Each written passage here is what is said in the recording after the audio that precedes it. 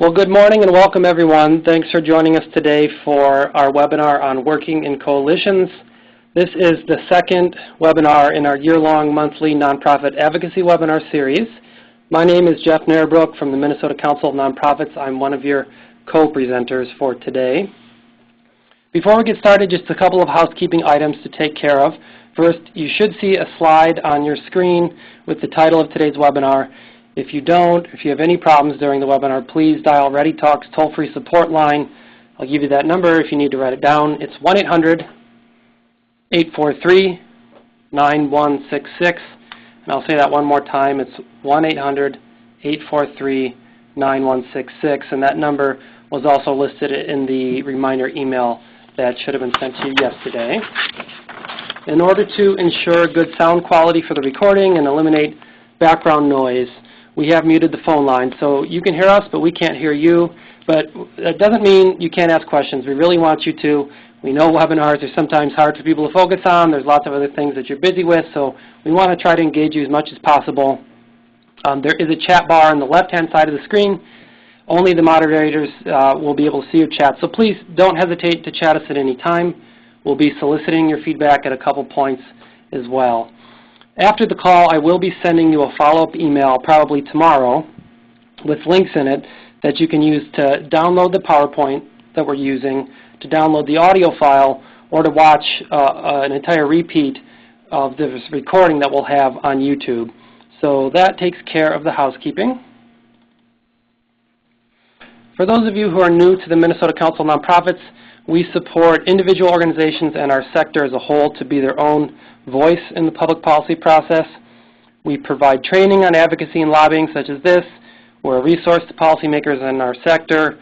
We also advocate on issues that impact the entire broader sector, so things like incentives for charitable giving, nonprofit tax exemptions, lobbying rights, stuff like that. As I said, this is the second installment now in a series of free webinars on the topic of nonprofit advocacy. Last month we did How a Bill Becomes Law. You see coming up in March we have Understanding the Minnesota State Budget, and in April Advocating Through the Media. So please register online for any of these sessions. They're all free. We really hope you can join us for additional one. It's my pleasure to introduce our guest co-presenter, Jeff Nachbar. Jeff is currently the Public Policy Director for the Minnesota Brain Injury Alliance. He leads their advocacy and organizing efforts. Their goal is to prevent brain injuries and ensure adequate services are available to persons who have brain injuries and their families and their loved ones. He's also the current board chair for the Minnesota Consortium of Citizens with Disabilities. In my view, one of the finer coalitions we have in the state. From 1997 to 2005, Jeff served as director of the Minnesota Join Together Coalition to reduce underage drinking.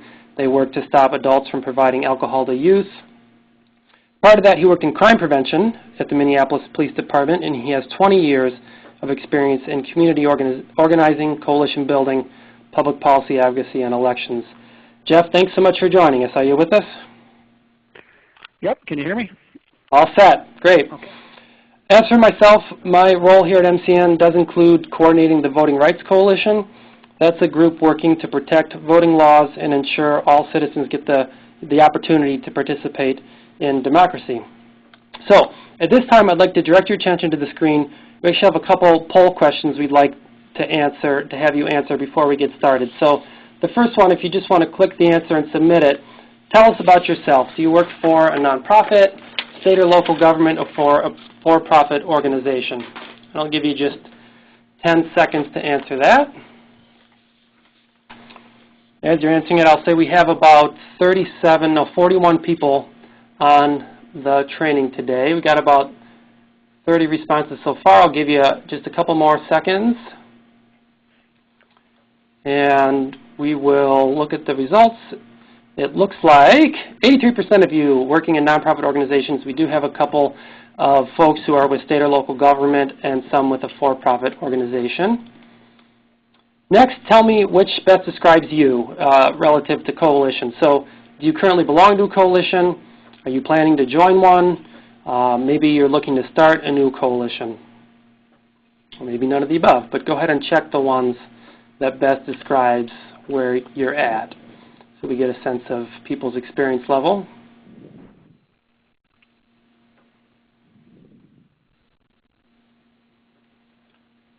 Just 5 more seconds to click that response.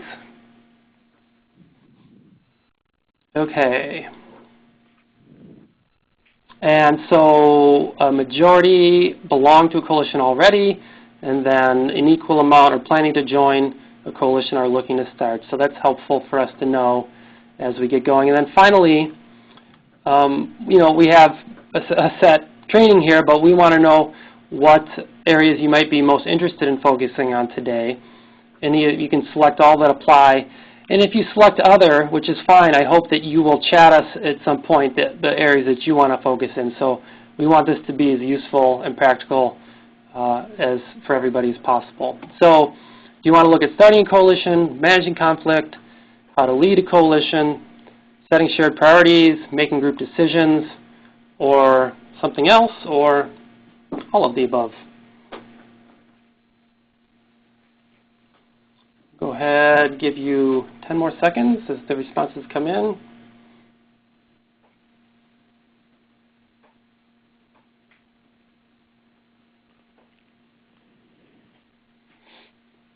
All right. And we'll see how people responded. Okay. So a lot of interest in how to set shared priorities. That's good. Managing conflict, that's always something we need to work on with coalitions. We do have a lot to say about that. And then leadership, starting coalitions, some other. Great. So these are some of the areas that we're going to be focusing on. And I encourage you to chat me, as some people already are, which is great, some other things that they want to look at. Today's learning objectives are pretty straightforward. We want you to leave understanding when and when not it's strategic to work in coalition, understand the basics of structuring a coalition, and then discuss key strategies for common problems in coalition work. And then we will take your cues on other areas that you want to focus on. So a little bit about defining our terms.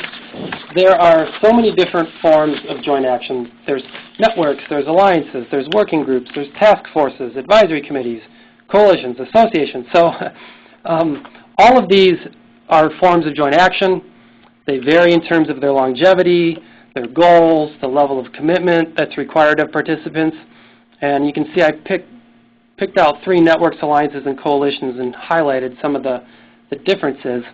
We don't want to get too hung up on the terminology. During the webinar, we'll be using the term coalition in a somewhat broad sense to represent, a variety of possible organizational formats that might be adopted. So even if you're, thinking more of a collaboration or a network or different terms, I think a lot of the principles we'll be covering speaks to basically how people work together, the pitfalls, the benefits, the challenges that go along with that. Jeff, I'll ask you, what are some of the forms of joint action you've been involved with, and why has that been something you've sought out? Yeah, thanks, Jeff. I'm glad to be here today and to help out with this. And as you had just said, I just strongly want to encourage folks, if they have questions or areas they want us to focus on, to go ahead and type it in. Because I'm perfectly willing to talk about whatever it is that people want to talk about. But in terms of just sort of the framing, and you did a nice job on that, I think it's really important to think about coalitions kind of on a spectrum in terms of these different definitions, and to not get too hung up on what is a definition between like a task force or an advisory committee or a stakeholders group, or we could come up with probably 20 different definitions, but to think about coalition work in terms of like a spectrum, sort of levels of commitment or engagement, or involvement that you have with your partners. And that can go everywhere from sort of short-term, one-time, single issue types of campaigns. And I think of stuff we've done over the years on that, like we formed a partnership. I'll go back to my work on alcohol policy for a minute. I'll try to come back and forth between some of the different coalitions that I've worked in. And we formed a one-time partnership with the Minnesota Licensed Beverage Association. As you might guess, that's the lobbying association for the alcohol industry, and they fought us on most of what we did, but we came to an agreement that we didn't want wine in grocery stores. Now, I know probably all of you want wine in grocery stores, so I didn't bring that up to tick you off or anything. But just to let you know that that was one issue that we agreed on. Of course, you could probably figure out why. People didn't want expanded alcohol, and people that didn't want it expanded in grocery stores might come together. But we formed a partnership on that, and we worked on that single issue. Certainly wasn't a coalition or any long-term commitment, you know. So that's one example of just a short-term issue. I'm sure many of you have been on different task forces or advisory groups that looked at policy development, and we could come up with many different examples of that. A recent one would be a report on case management reform. You know, you come together around a common objective, you form a partnership. Now, none of these really require any significant investment in ownership. They're just, you know, partnerships where you come together. Some other, you know, take longer periods of time. I think about, you know, it could be a single issue partnership. I was involved with we called ourselves the Seatbelt Coalition. I wouldn't, for today's purposes, call it a full-blown coalition. It was a single issue thing. We're working on changing Minnesota's law to a primary seatbelt law. And so we were a coalition for as long as it took to do that. It took 10 years. So you can have a single issue short-term coalition or partnership even though it's around for 10 years. Once we got that passed, it pretty much went away. Other sort of longer term, more, and again, these are like sort of thinking about levels of commitment again. I don't want to make any comparisons to relationships or dating, but it's a metaphor that might work. You know, in terms of ongoing commitments, you have sort of, many of you are probably part of what you're defining as a network or organizations with similar interests that come together to share information. I'm sure a lot of you guys are on those, you know, every third Thursday of the month kinds of things where people come together, share information, talk about common strategies, common issues. It's a little more, again, you know, you're kind of moving down the line of the spectrum of commitment. But still, you know, individual organizations are maintaining their independence. I'm sure we could come up with lots of different examples of that. Currently, I'm part of the Traumatic Brain Injury Advisory Committee to the Minnesota Department of Human Services. That group gets together every month, basically, and has an ongoing commitment to advise the Department of Human Services on what the needs of people with traumatic brain injury and acquired brain injury or any brain injury, for that matter. I'm part of the DWI task force that gets together occasionally, so many of you are probably part of that.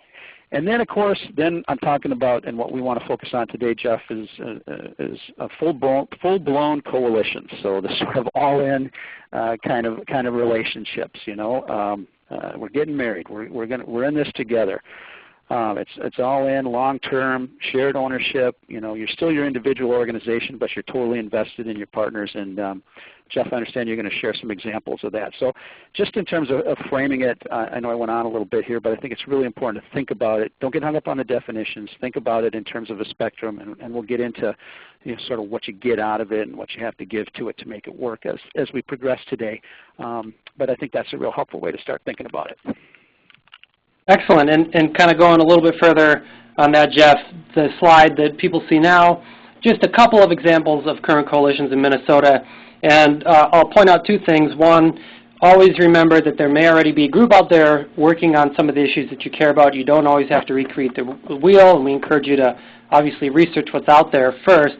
And second, that these groups listed here really represent a broad range of structures. So some of these are actually themselves incorporated entities with executive director, a staff, a budget.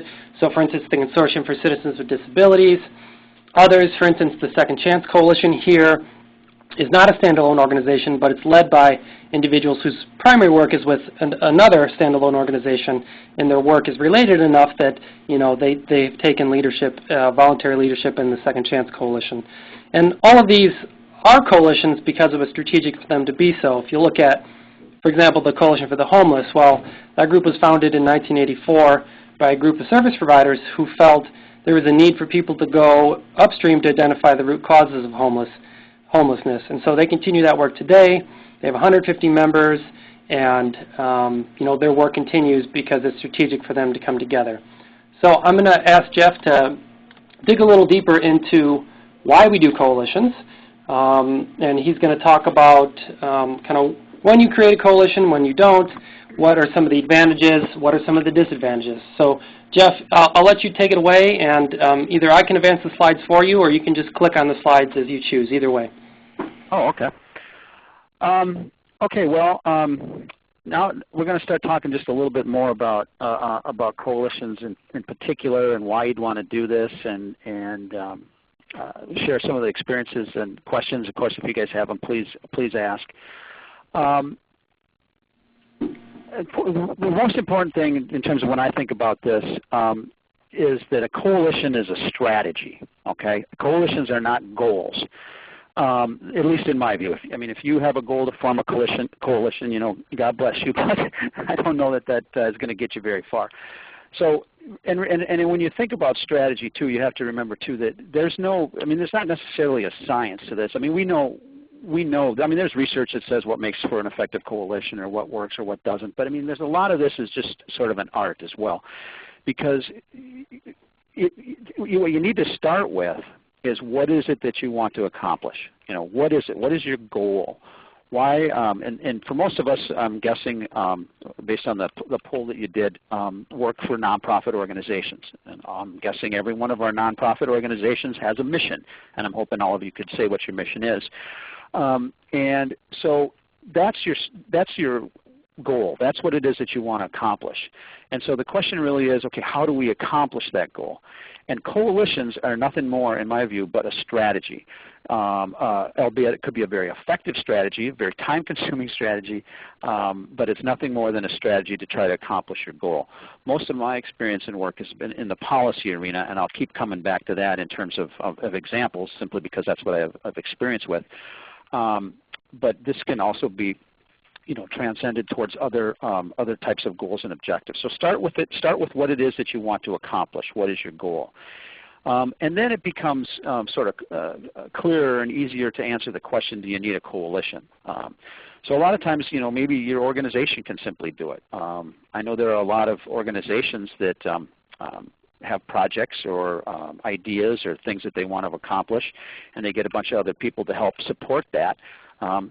And again, I don't want to get hung up on definitions, but a lot of times they call those coalitions, but for our purposes today, that's not really a coalition. It's a project. But if you can get people to go ahead and do your project, go ahead and get them to do it. Are there other organizations that are taking this on? And it's not always easy to know who's out there and who's doing what, but there are a lot of great organizations out there working on many, many different issues. And I value the Council of Nonprofits highly for the networking and the ability to understand who's doing what. And then again, sort of as you can see from the different bullets on the slide, I'm going down this sort of spectrum of commitment and relationships. Again, do you want to build and form a partnership, start a collaborative project? But if you get to a point where you want to form a coalition, make sure that you've decided that that's the best way to do it. There are a lot of work, and many of you, I can see from some of the questions that have been coming in, are probably have experience with this, and share and probably have some of the same frustrations that I've had over the years in terms of how you actually make these things tick and make them effective.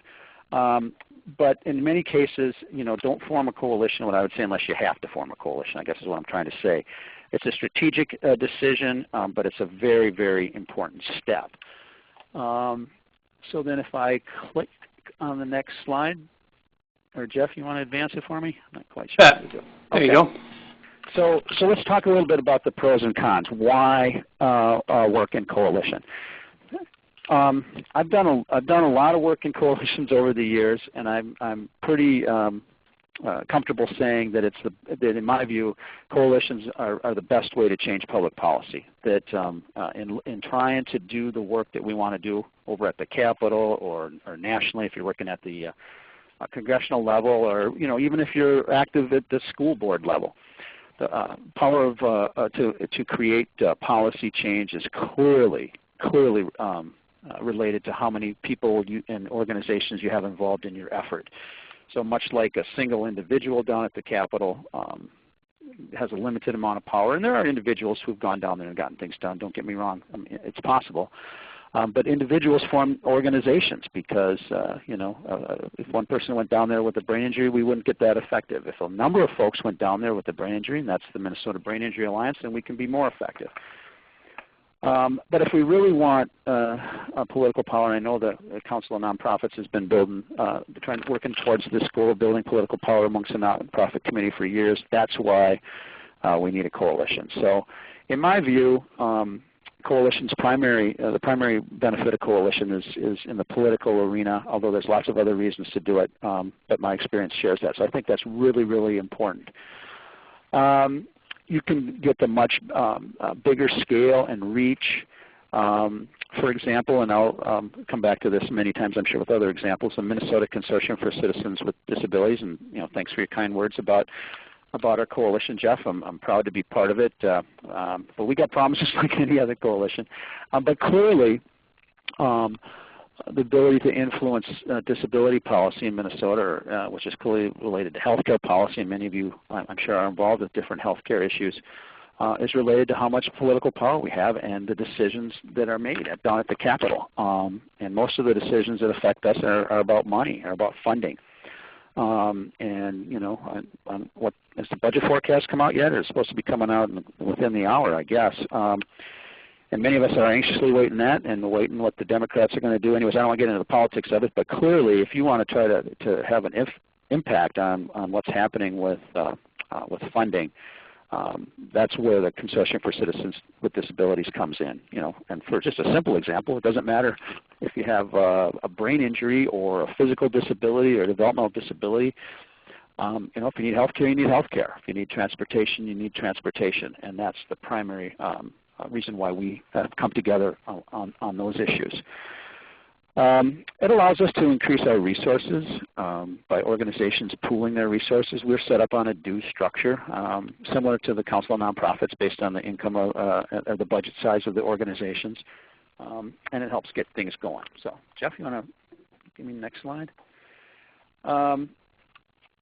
So I think we call this slide disadvantages, and maybe it should be challenges. But if you're trying to think really about it, a true coalition really requires giving up some of the power, sharing the power, I guess is a better way of saying it. And you can't really share it unless you're willing to give it up. So a true coalition's members are willing to defer to the group. Now, anybody who's done this work or studied community organizing or any of the kinds of theories of change understands that organizations aren't part of coalitions unless it's in their interest to be part of coalitions. And so if it's not in the person, their organization's interest, they're going to go away. So this always is kind of a balancing act. But clearly, people who come together share a common interest, and it's those common interests that have to be stronger than anything that would tear them apart. But you can't, as an individual organization, dictate how it's going to go. That's not a coalition. So anyways, you lose a little bit control of that in terms of what the message is, what decisions are made, that type of thing. Of course, once you're in the coalition, your organization is going to be tied to that. I think the Minnesota Brain Injury Alliance and the Consortium for Citizens with Disabilities, ARC of Minnesota, Disability Law Center, all of the main players in our coalition are very much tied to that. And so sometimes you're tied to other people's actions. Jeff, if I could just interject there. Yeah, please do. Yeah, one of the things that we work a lot with organizations that have different types of nonprofit status, so C6 unions, we work with C4 organizations, and another example in this category is those organizations are legally able to do, for instance, electioneering activities that we're not.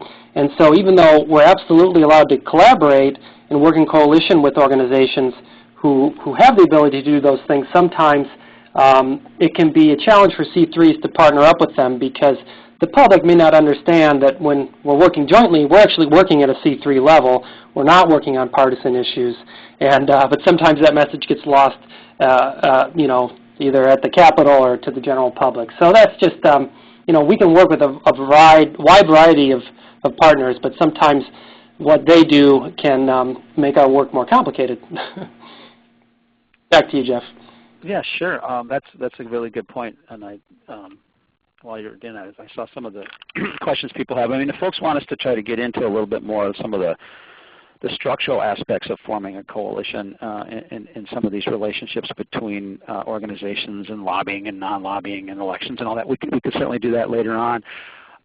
It's certainly a key question in terms of how you set your coalition up. I mean, are you just forming an informal network, or are you actually going to put something together that's going to try to raise money and influence elections and legislation? So I mean, we can touch on that if we want. But I still come back to the major premise of what I'm trying to say is start with your goal.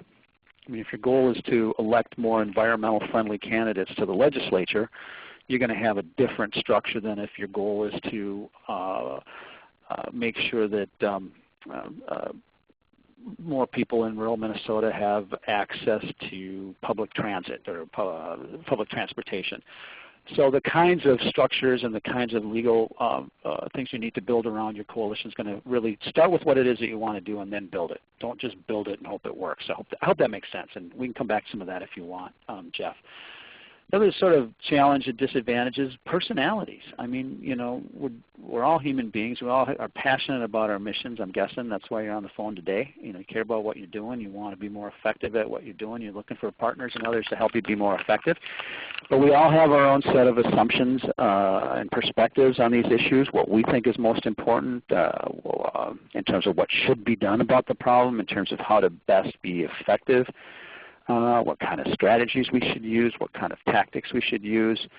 And that takes time to work through all these issues. And it really is important that you do that, because the more ownership you have over these issues, the more it's going to be in everybody's interest and the more effective you're going to be.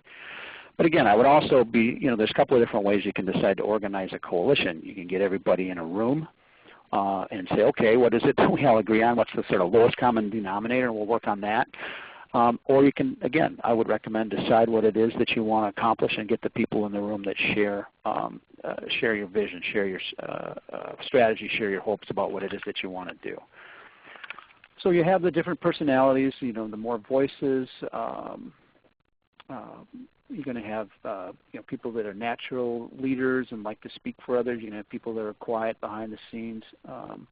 So it just sort of depends on where you are at. I mean, if you're in charge of this coalition or you're running this coalition, you've got a whole set of challenges that you need to get behind. But ultimately, I think coalitions are one of the most effective ways of creating change. And as long as you're clear about what it is that you're trying to accomplish and you set up your structure to best accomplish that, I think coalitions can be fabulous. Excellent. So why don't I pause there, Jeff? Yeah. Let's talk a little bit about some of those elements of a successful coalition and structuring it. And I encourage people to continue to chat us your questions. For about the next 10 minutes, I'm going to go through some of the elements of a successful coalition, and then we're going to shift to troubleshooting some of those common problems that people have. So first of all, the structure itself of the coalition. A couple things here. You know, what is the life expectancy? How are you setting up meetings? What are the membership parameters? How is your decision-making process? And you know, what kind of participation happens between meetings? So let me talk a little bit about each of those. As far as the life expectancy, as Jeff's alluded to, the coalition's goals should really dictate its longevity. So an open-ended time frame may seem attractive. You know, we're just going to work together, and that may be the right path, that may not, depending on the goal. So that's something to consider at the outset. As far as your meetings go, some of this goes without saying, but I think it can be overlooked. Your meeting locations, the time of day, the comfort of the space, the accessibility of it. Do you have you know, the ability to have other people call in from out of the area? Having regularly scheduled dates. All those things can contribute to enhanced or decreased member participation. So you want to set that up in a way that maximizes participation. You know, an hour and a half to 2 hour meetings are best. Don't go over meeting times. Avoid meeting more than necessary. I think for kind of voluntary coalitions, a monthly meeting, maybe with a subcommittee in between, is really all that can be realistically expected of members. So keep in mind that you know, there's a limit to people's time that they're able to spend. Keep records of your meeting agendas, your minutes, your decisions, and make those available to your members. Membership parameters. There's lots of ways to approach this. What makes somebody a member? Well, most groups will want to have as large and diverse a group of members as possible to expand the coalition's knowledge, their skills, their resources, their impact, etc. There's a trade-off. A large group can be more difficult to manage than a smaller group, but it's probably going to be more powerful. A smaller group may be more efficient, but they're not going to have the same level of impact or influence. Whatever the size of your group, try to have a clear statement of principles. Define your group's purpose, the mission, the goals, and the benefits of membership. Now, there's a lot of different ways you can define membership. You can have a formal sign-on process. You can have a model where basically whoever shows up to the meetings are essentially the members. If you have a more formal process, that typically means official action is needed by the board of directors of the member organization that wants to join. That can add a sense of ownership, I think, a sense of accountability. It makes it clear to others who's in your coalition. And public statements can maybe carry more clout when you can attach the names of all these great organizations when you make a public statement. On the other hand, formal membership can make decision-making, can make public statements a little more contentious since each organization's name goes along with it. So a loosely formed coalition, sometimes it minimizes the need for bylaws and for more formal decision-making structures, which sometimes, if you don't need that formality, it's good. I would say official membership works best when the coalition is a little bit smaller and participating organizations are represented by higher-ups who can kind of make those decisions on the spot. I'll also say for membership, it's really important to have a method for welcoming new members. I think that's sometimes overlooked. There's a lot of jargon. A lot of times people have been working together for years. They have a lot of background in an issue. Somebody going in may not. So especially for leaders, try to encourage a culture where group discussions minimize the use of unnecessary inside jargon or have some materials that will help bring people up to speed on where you're at. The decision-making process. Make clear, early in the life of your group, how are decisions going to be made? Is it by consensus? Is it by vote? Is it by some other means? And we're going to talk more about decision-making process, but I will say sometimes coalitions become so involved in these kinds of discussions that they can lose track of their fundamental purposes. Coalitions, and we as people, we kind of gravitate toward discussing our internal workings and processes rather than maybe resolving the community issues that we've come together to address. So to the extent possible, avoid the kind of the identity crisis trap. Absolutely, there's times when you need to go there.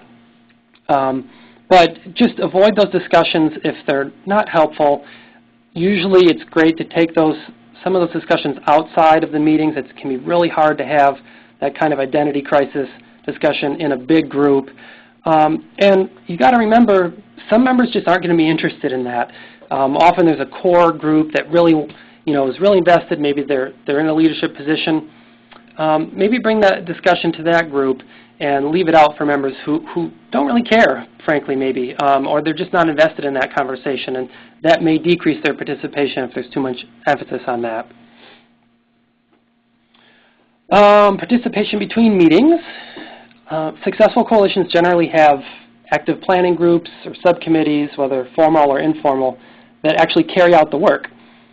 And, based on time constraints, commitment, the relevance it has to the member organizations, different members are probably going to show really different levels of involvement, and that's okay. It's reasonable to not expect more than a few hours of additional commitment from members between meetings. And frankly, oftentimes, the coalition members have less time available than what is realistically needed to make a coalition work, and that's a reality that you always need to juggle. Some people do take on more than they can, both because, maybe the enthusiasm at the time of the meeting, because there may be group pressure for everybody to contribute. It's fine to remind people that they can say no. But in terms of structuring the work to kind of make sure people are doing as much work as possible, I would say the more you can link your coalition activities to really the specific self-interest of the participating members, the more the coalition is going to accomplish and flourish, and the less it'll feel kind of like extra work for that member if it really is, related to what they're there to do. And another way to think of that is encouraging members to choose activities of their own. What do you want to bring? And that minimizes the possibility some members may be overcommitting their time or burning out. I'm going to spend a few more minutes on this theme of this elements of a successful coalition. Looking at leadership, a lot of groups are convened by like a lead agency, a lead organization. And it's common for the most active participants to form a steering committee that provides leadership by discussing long-range goals and the steps and strategies to achieve them. There can be co-chairs, chair people, coordinators, lots of different types of leadership positions. There's not a right method. Each has its own benefits and trade-offs, and it depends on, how much other organizations are bought into the big goals, like, is this really close and central to the work that they do in their regular job, or is it a little farther off? Typically, more voices and leaders will give you kind of greater buy-in and more energy, but a little bit less flexibility to be nimble, to make decisions quickly, things like that. Whereas fewer leaders can kind of be more efficient, but they may not as effectively have their pulse or, have the pulse of the many different interests of the group, and the group may not feel as well represented.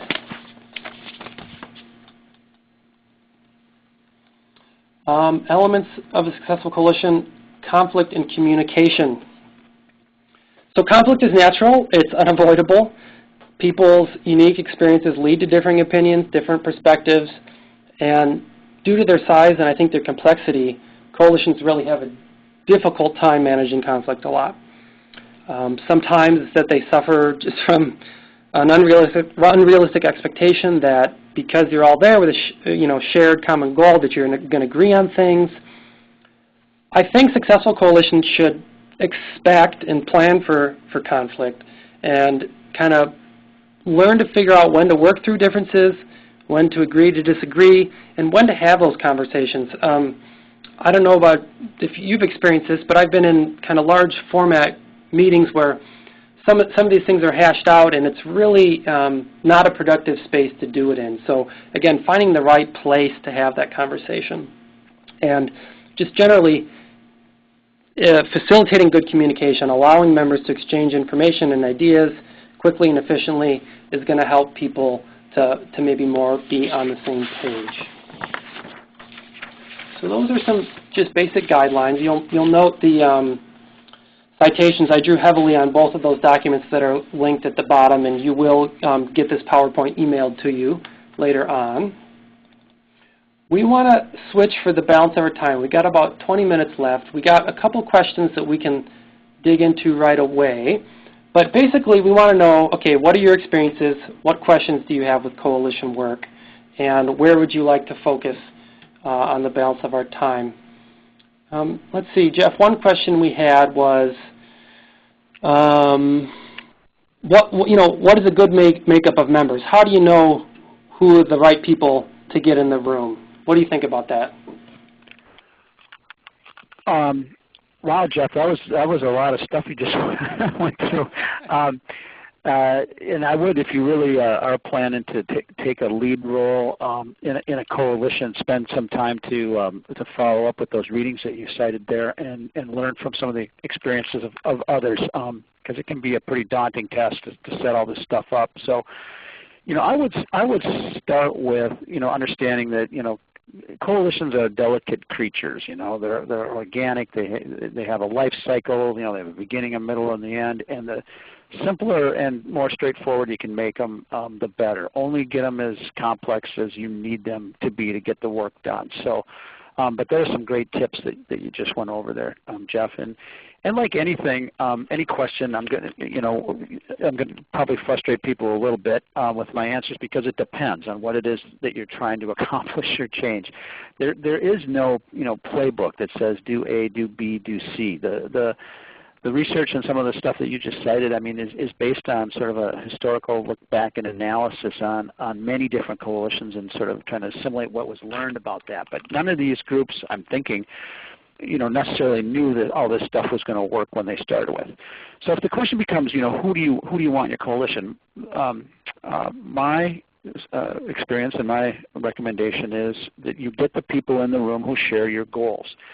Don't spend a lot of time trying to convince people to share your goals. Find the people that already do, get them in the room, and then ask them who they know, and sort of continue, just community organizing 101. Get somebody who shares your goal, ask them who they know, go meet with them, and just keep reaching out until you find enough people to share your goals to bring into the room to get what you want. A lot of times people get hung up on making sure they have a large coalition, or making sure that they have a lot of members. And in some cases, that's good. The more members you have, the more power you can potentially develop, the more you can put on a piece of letterhead to show somebody how much power you have. But the reality is that people will participate based on if it's in their interest to participate, and finding the key organizations and groups that share your goals and strategies is the best way to start. And there's no other way to do that than just pound the pavement. Get out there and talk to folks. Meet with other organizations. I'm sure, Jeff, you have resources of nonprofits that are in the communities, and get out there and do it. And just be real direct and frank. We're working on putting some folks together to do this, and what do you think? Can you be part of that? Excellent. So I'll start with that. Yeah, and somebody did ask too, like, how do we find partners? On our site, we do have a list of, most of the nonprofits in the state. Another good place is just associations based on issues. So lots of issues have national groups working on a particular topic or subject, and starting with those can give you a really good start. We have a couple questions that will work into, I think, our next slide. So some of the troubleshooting, these are areas we've identified that are common problems, right? So leadership issues, group decision making, managing conflict, and we've gotten some questions that will work in.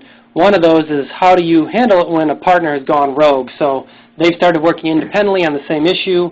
What do you do in that situation? Jeff, let's take that up in the leadership slide here. A couple things about leadership. Who is the right leader? A lot that goes into that question. Couple of factors are, what organization do they come from, and what are the characteristics of that individual person. You may have a really good leader who brings people together, great facilitator, good team builder, and their organization may not have a lot of resources. That may be fine, or that may not be. Maybe you need an organization that actually brings some finances to the table, that brings this or that asset. On the other hand, you may have like the right organization, really high profile, well respected, people would look to them or expect them to lead a coalition, but the staff that are there may not have the personal assets needed to be the right leader. So there's lots that can go into that. But if you're able to choose your leader, and you are that leader, some advice to help you be successful: keep the coalition focused. I think I've certainly experienced, and I've been party to this, where you come together, you're working on public policy, you want to spend a lot of time griping, you want to spend a lot of time telling each other how right you are and how wrong other people are. Well, we know that we're right, we're together, we already agree, and for a leader to encourage a culture where you're action-oriented, I think is really hard but really important. Also, knowing when and how to delegate. Sometimes a leader ends up doing everything and, may end up resenting that or burning out from that. So learning how to delegate is an essential survival skill for the coalition and for the leader. Sharing the spotlight with others can be really important. Having an attitude of facilitating rather than dictating. And also, as a leader, it's kind of your job to make sure new members are welcome. So, Jeff, we had a couple questions about leadership. One was, what are some models for co-leadership? So if you want to reflect on that and also just mention in the groups that you've been involved with, kind of how are leaders chosen? What are some different paths to finding that right person?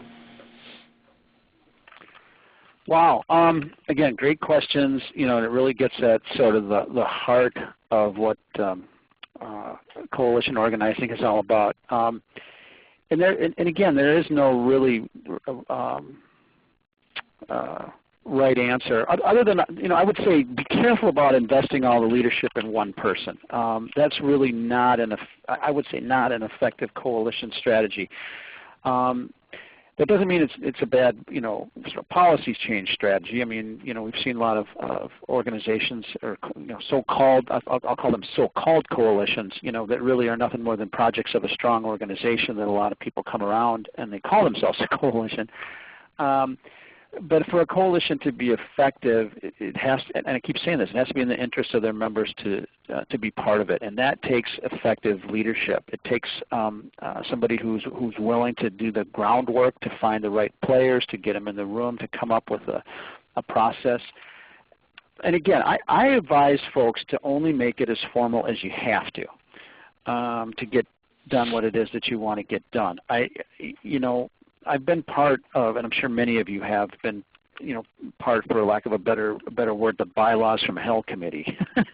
Where you sit there and you're spending hours and hours deciding on, we're going to have this rule, and this is a quorum, and that isn't a quorum, and you have to have this to be this kind of member, and you can be that kind of member if you want, and terms are this long.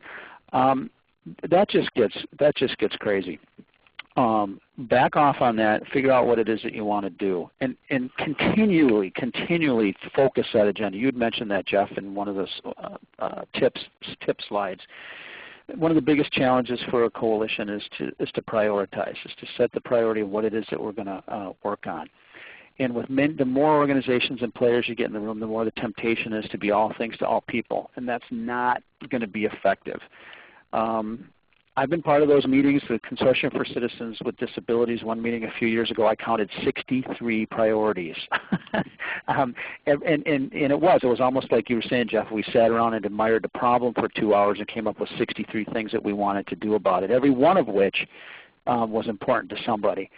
But if you need to focus and narrow that down. And so some objectives you have to say no to.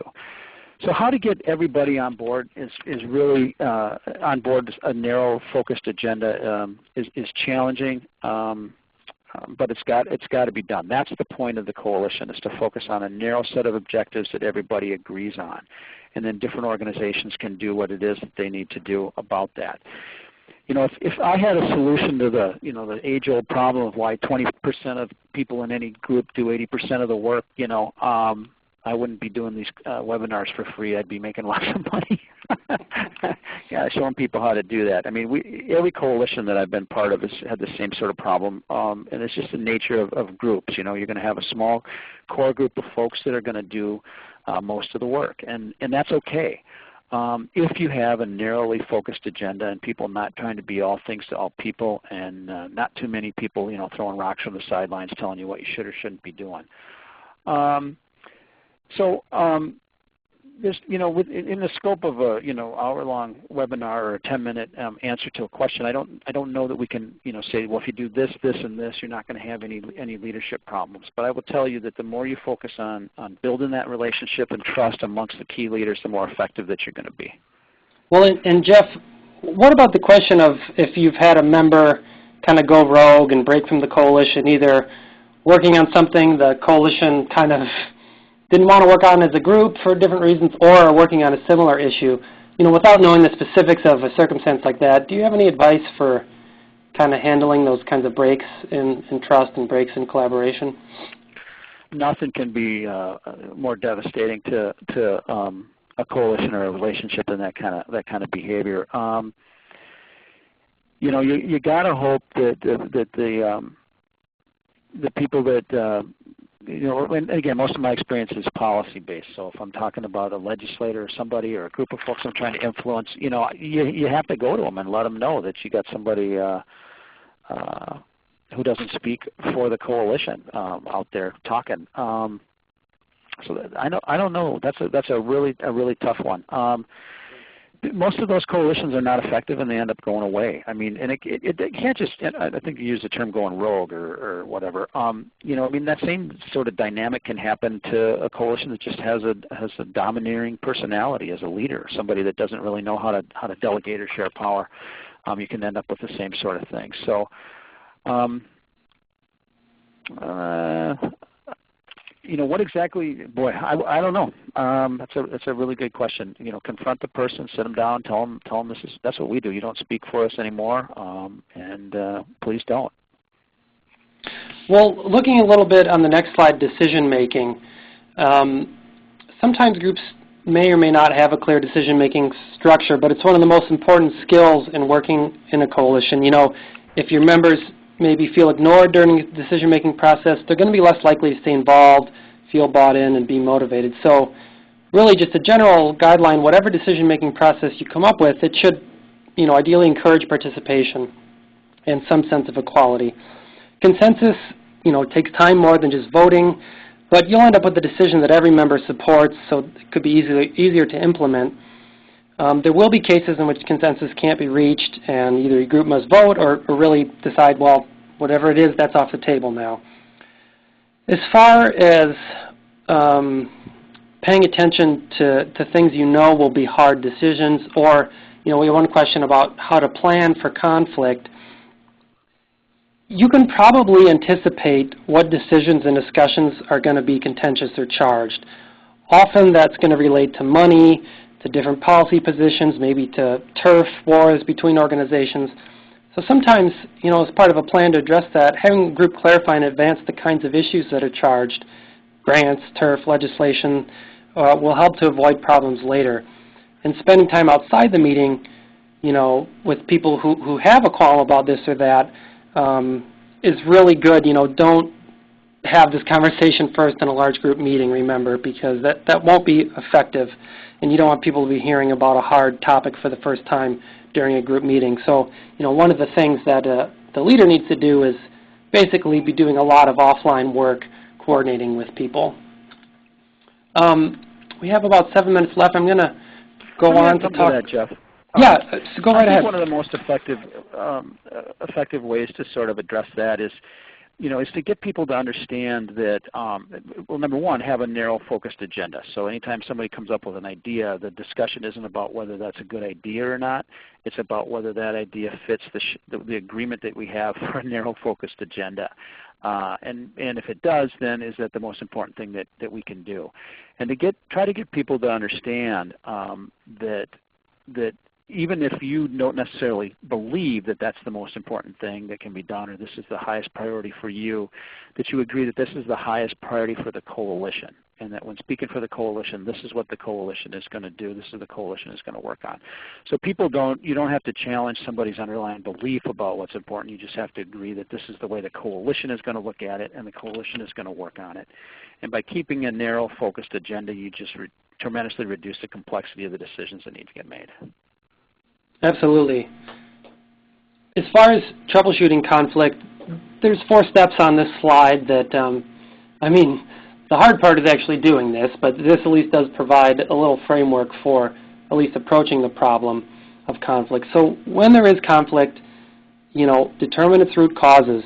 If the conflict is kind of under the surface, not being expressed directly, try to create an opportunity to discuss it, get it out in the open, because failure to get to that root problem, you know, it's going to ultimately damage the coalition. Try to discover what your mutual interest is. In many cases, conflict occurs when an individual member maybe believes their current concerns aren't heard or respected. And so you need to ensure really that all coalition members, regardless of their size or their power or their contribution or authority, are given some equal opportunity to express themselves.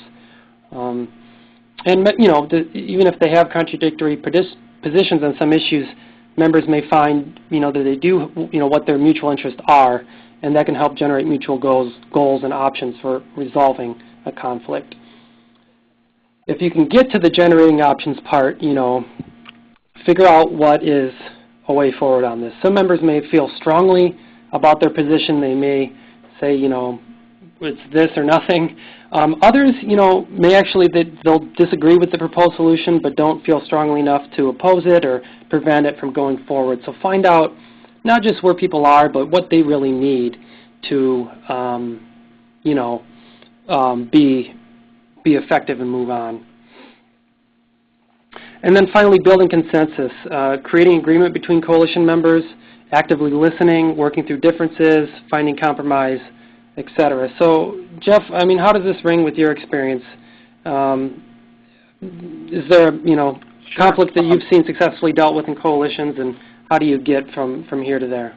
Well, let me just give you one example. And I know we've talked an awful lot about sort of the dynamics of the coalition and less about how actually to get the work done. But do put in the groundwork to making this stuff work, and it'll be much easier to get the work done. Maybe we can do this some other time in terms of the actual work that we do. Sometimes you just have conflict that's there, and you just recognize it's the nature of your coalition. It's always going to be there, and you work around it. I think a perfect example of that is with us, with the Consortium for Citizens with Disabilities. One of our biggest strengths is that we're a collaboration between advocacy groups and actual providers. So, groups like the Brain Injury Alliance, I'd call an advocacy group, or the ARC of Minnesota, and then also providers like Courage Center and Lutheran Social Services. So there's always a tension between, should we be focusing our energy on making sure that there's more funding available to pay rates to providers to take care of people with the disabilities, or should we be spending our time fighting to ensure that there's funding available to individuals with disabilities speaking in their interests, and let them choose the provider. So that's just an inherent tension or conflict that we have. And it's there. And so we've agreed that we need each other and we need to work together. I think the providers understand that having advocates on their side is one of their biggest allies and strengths. Otherwise they just look, anybody can just go up to the Capitol and look kind of greedy. And we understand that the network of and the healthcare system that we had of providers providing services needs to be a healthy, functioning system if we're going to meet any of the needs of the people with disabilities. So we get in a lot of conversations about, well, should we be focused on a cost of living raise adjustment, or should we be focused on more independent decision making? So that's just like one example. I know. But it's a tension that's there that's just part of the nature of the work that we're doing in the political arena.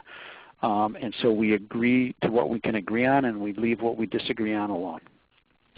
Excellent. I do want to, we got a comment about wanting to hear more about, basically the work of coalitions and how do we actually impact public policy, which, is ultimately what we're here to do. I will say I've found that the primary challenge with coalitions is working together and being effective, setting yourself up right. The tactics that you use really are going to vary on, your goals. But I would say the tactics that coalitions engage in are very similar to the tactics an individual group would. Working with the press, having days on the Hill, doing district lobby meetings, all the sorts of the general advocacy tools that you might use in a single organization you can apply to your coalition. And Jeff and I know would be happy to hear more from you as a follow-up, but if there's different strategies or tactics that you're looking for in your particular coalition and you're wanting some help in that direction, we'd be happy to give you some feedback. We're running short on time. I wanted to share, Jeff shared this with me, I think it's a great visual, another way to look at what makes a coalition effective. So the top is your ideal. So you have your visions and your skills, incentives for members, resources, and an action plan, and that will lead to change. Well, if you take any of these pieces out, you're likely to end up with confusion or anxiety or resistance, frustration, or false starts. So if you're in a place in your coalition where, things aren't working quite as you want them to, take a look and see, are we missing the skills? Do we not have the right people here? Are we lacking resources? How can we get them if that's so?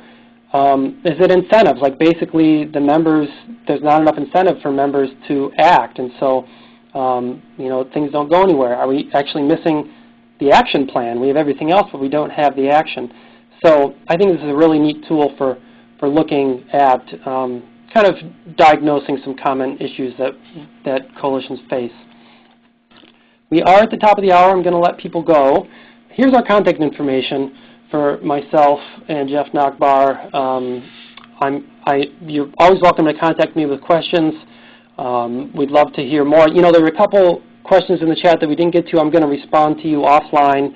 I think that those chats will be saved when I sign off, so I should be able to follow up with you. We hope this has been useful. It's hard to do justice to this topic in an hour. There's lots more to say, and we do invite you to keep the conversation going offline. Jeff, I really want to thank you for joining us. I think you're just a great example of somebody who's done a lot of work in coalitions, understands how they work, and I really admire all the work that you guys are doing at your agency and at the Consortium for Citizens with Disabilities. So thanks for taking some time. I know it's always a busy day this time of year for you, so appreciate you being with us. My pleasure. I wish we could do more. Yeah. All right. Well, with that, we'll sign off. I will be sending you all of this in a PowerPoint, so if you missed any of the slides or you want to go back, I'll send that to you within 24 hours. Thank you so much. We're really glad that you joined us. Join us next month to talk about the Minnesota State budget process and the full range of topics we have throughout the year. Have a great day. Thank you. Please stand by.